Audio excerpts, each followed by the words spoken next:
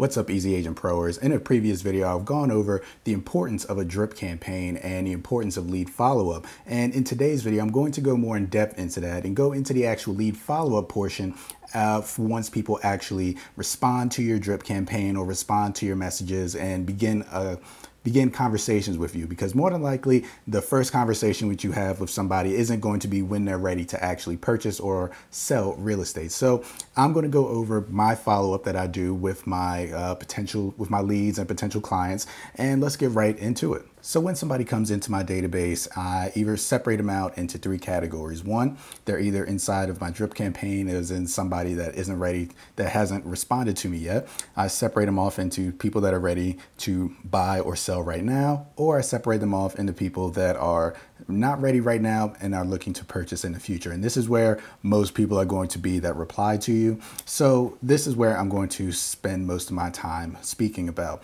Now, of course, the people that buy or sell right now, of course, you go and you get them under a contract, or you go do your listing presentations, or you go set them up as with a buyer's agreement, and they're your clients. You're good to go. You go right to the sale.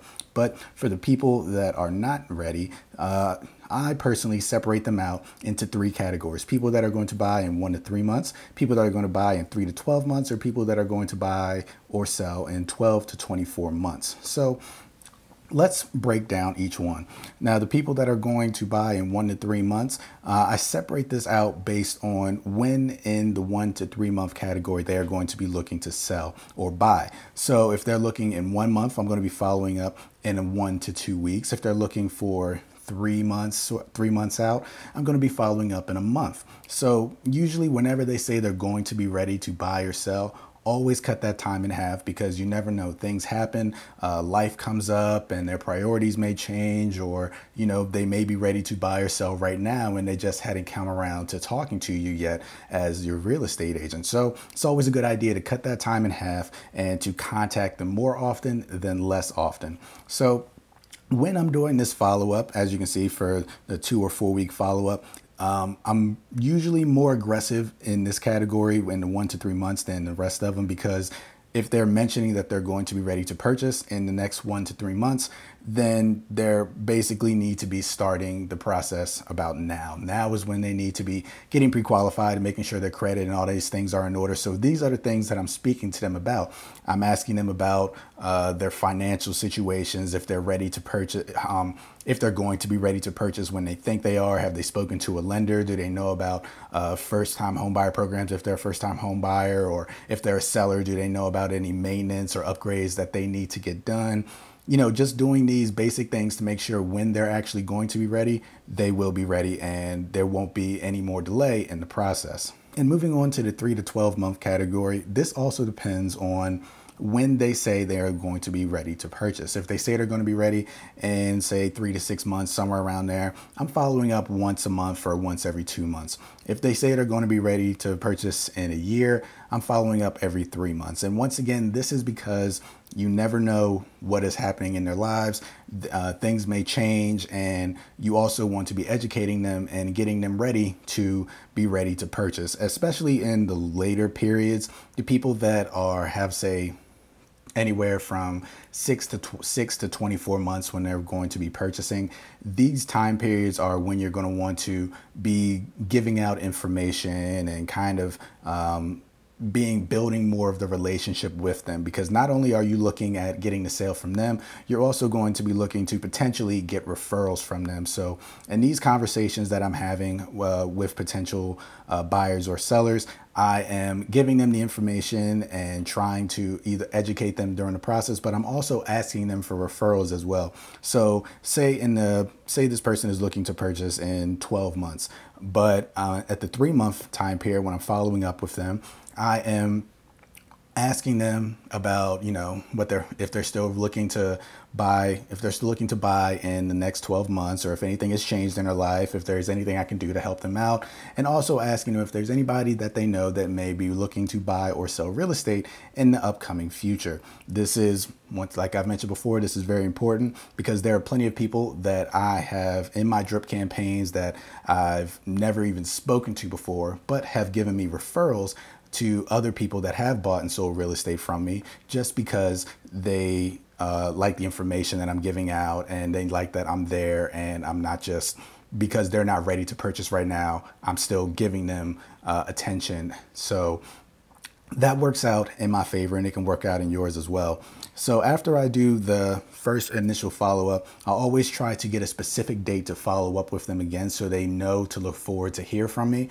More than likely they're going to forget it, but I'm not going to forget it. For the off chance that somebody actually does put it in their calendar and in their phone, I'm going to be there, and they know that I'm going to be punctual, and I'm going to be the real estate agent that's actually going to follow through with what they said they're going to do, because as we know, most real estate agents don't. So I follow this tactic up until the sale date, or up until they're ready to buy or sell, and I go from there.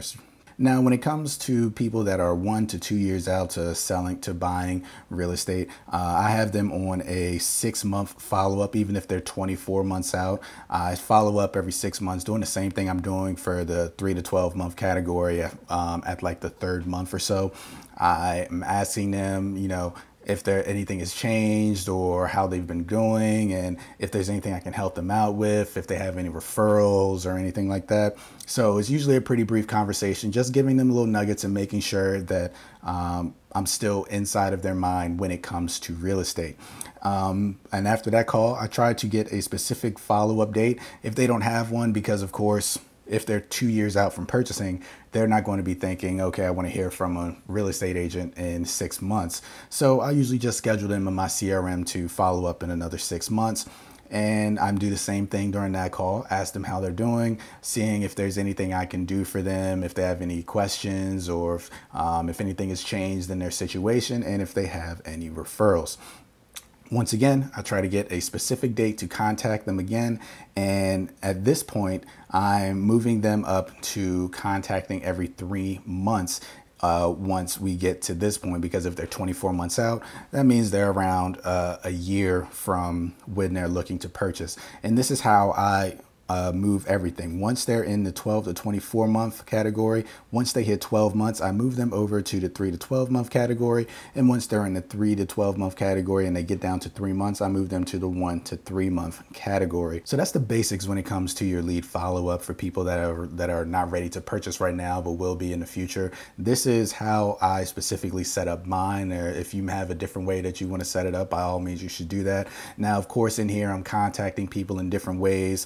I'm texting people that like to be texted. I'm giving phone calls to people that like to give phone calls. And in between all of these time periods, I'm also sending listing updates for houses that have hit the market, houses that I'm listing, and houses that I've just sold. I'm also sending monthly market updates. So even if I'm not scheduled to talk to somebody for another 6 months, they're still hearing from me at least twice a month with information in regards to listings and information in regards to market updates, because you never know. Sending somebody a market update every now and then, they may decide to change their mind if they're thinking about buying 2 years from now, and they get a market update saying that, hey, now's the time to buy, the market is hot. They may change their mind and want to sell right now and buy something else.